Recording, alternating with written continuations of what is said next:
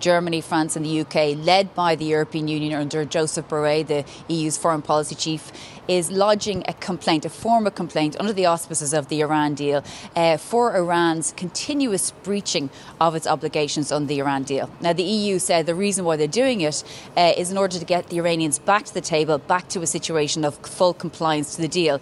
They were very much at pains to say that the idea is not about, applying more sanctions against Iran. It's not about a policy of maximum pressure like the United States. It's literally about saving the deal. And I suppose the theory is essentially that as long as the Iranians are breaching the deal in areas like uranium enrichment and stockpiling, it's getting closer and closer to building nuclear arms.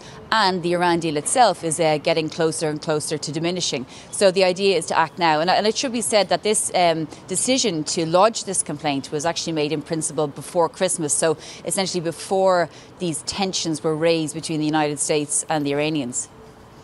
And when the tensions were raised, Ursula von der Leyen and Joseph Borrell repeatedly stressed the importance of the deal and how they wanted to see it saved. Is there any sense that it actually can be, though? Well, that's the objective, certainly, of the European Union and the E3 on paper.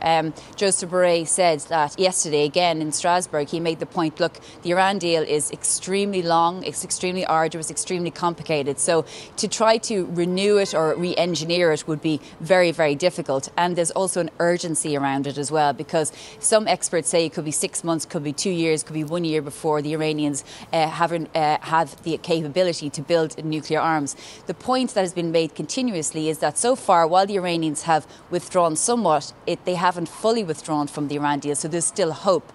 And at the moment, the Iranians are also allowing inspectors in the IAEA, the International Atomic Energy Agency, to inspect.